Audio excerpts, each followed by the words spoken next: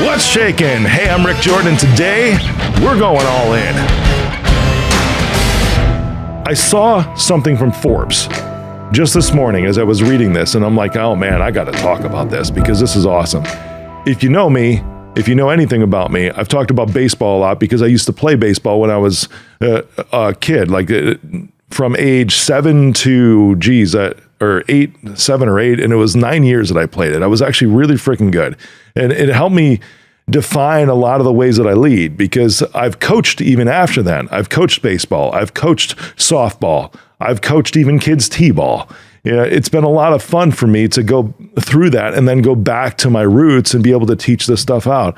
I love baseball for the game that it is, and even more so just the teamwork that's involved and the positioning that takes place. So I'm going to read this to you here.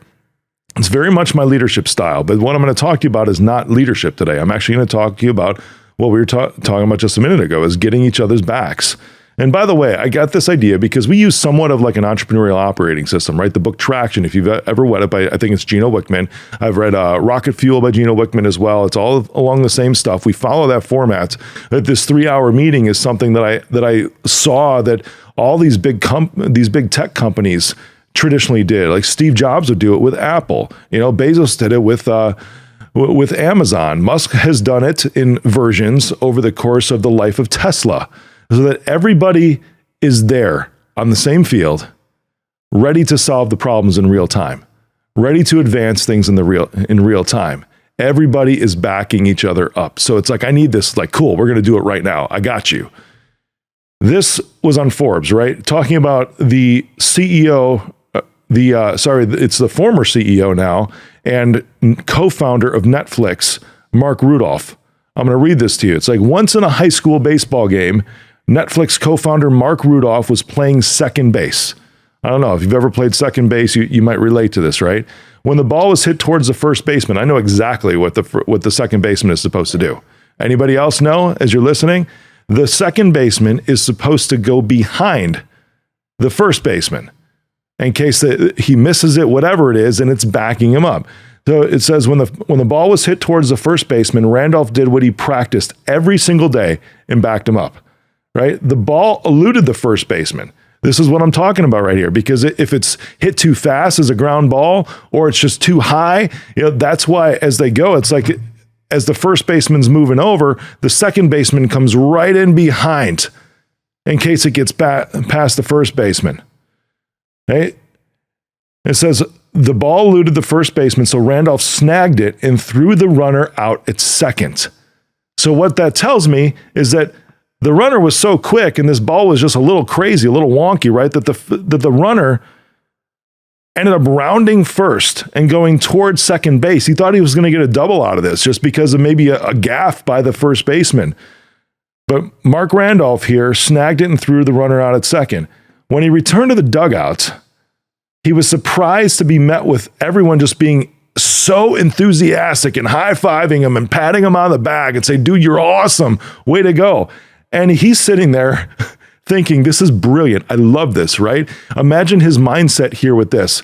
He remembers his exact response as everybody was praising him. His response was, I'm there every play.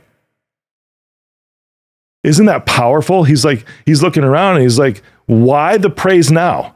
Like, I can imagine what's going through his mind. It's like, I did what I'm supposed to do. It's like right now, it's like everybody's praising me because maybe it was a game winner. I don't know. It doesn't say that, right? Maybe it was allowing them to advance something or whatever it was in the game, strategy. I don't know. But his response was quite simply and exactly as he remembers it. Hey guys, I'm there every day. I'm backing up the first baseman every single day. He wasn't bragging to his teammates, right? He was just being very literal, just saying, yeah, I do it all the time. Not like, yeah, I got this. And that's not the point of what he was saying. I'm there every day. He's saying, I'm literal in this and thinking about it. Backing up the first baseman was exactly what he had practiced doing time and time and time again until it was second nature to him. Until that's just what happened. That's just where he goes. It's muscle memory. It's neurological memory. Every time the ball gets hit to the first baseman, he's automatically there in position behind him, backing him up.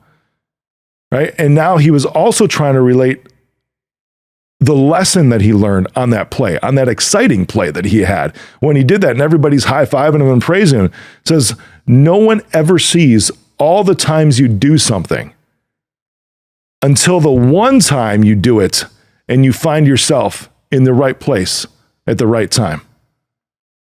To me, this like hit home so hard, so freaking hard, because there's so many things that we do day in and day out, and truly that even the leadership in companies do day in and day out that everybody within a company might not see behind the scenes. Or if it's in a relationship, it's like all the things, I don't know, but building Reach Out and everything that I did, right?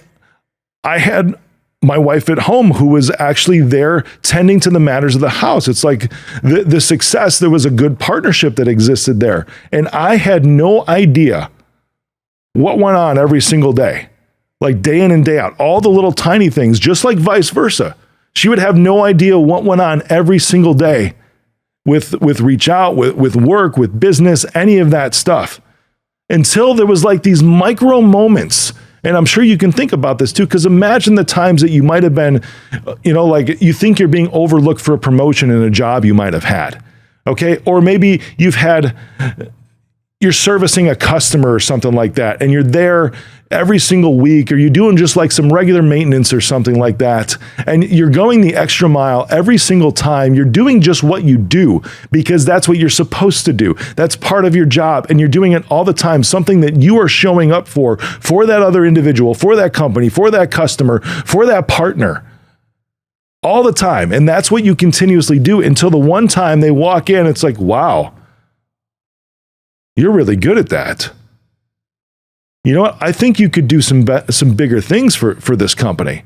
Or, geez, honey, you're really good at that.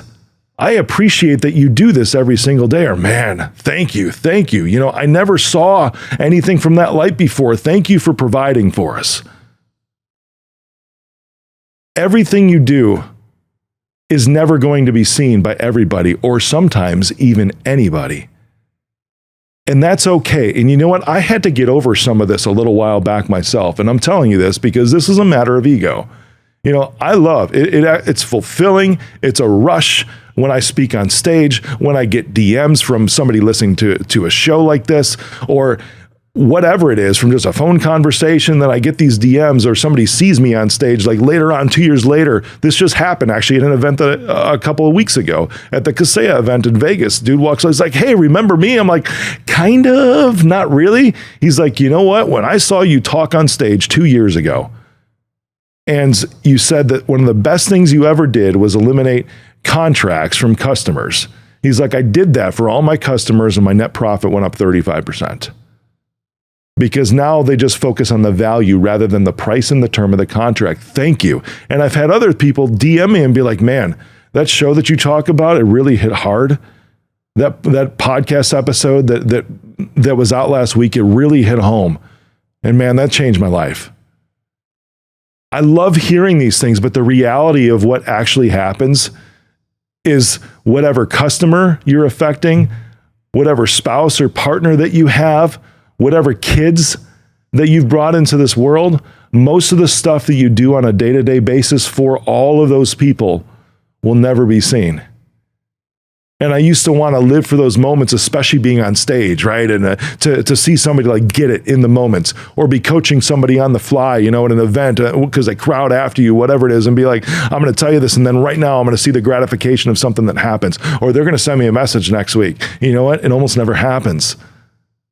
And why? Because I used to think it's like, what? They're just not getting it. Why don't they make a change or something like that? But you know what? Maybe it just wasn't time. Maybe they weren't having an open mind in that moment, whatever it is. But it's like, that's the moments that I would start to live for. And then I was able to correct myself and have a little bit of personal growth on my own and kill my ego and say, you know what? I'm okay with being the seed planter. Because if I'm the one who finishes the process of growth or that epiphany, or able to guide that individual into something life-changing for themselves, or I was the one at the very beginning where they heard it for the first time, and it still took them 18 times after that from different people until the one person came into where they were open and they're like, yeah, okay, this will work. Or I'm okay with being the 8th, 9th, or 10th person in the line. Because most of the fruits of my labor and most of the fruits of your labor, and this is hard hitting, right? Just like this guy, to where he's like, Mark, this former CEO and co-founder of Netflix, Marc Randolph, is saying, well, I'm there every day.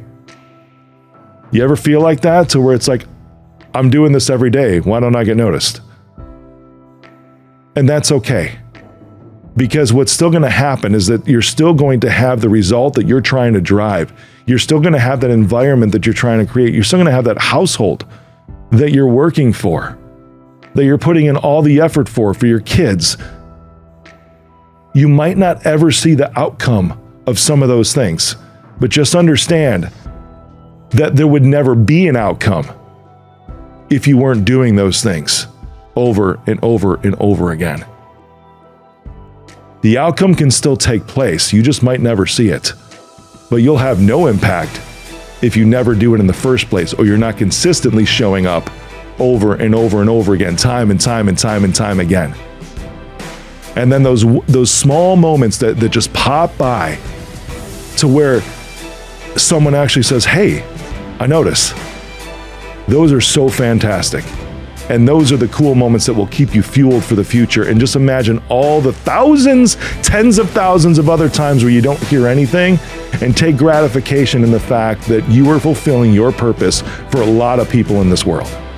That's the cool thing. That's what our division leaders are doing. That's what we're doing every single Monday in these marathon meetings, if you want to call them that. I don't know what to call them, right? But that's what a lot of people do in their homes and their jobs in a lot of different areas of life. So go out there and be the seed planter.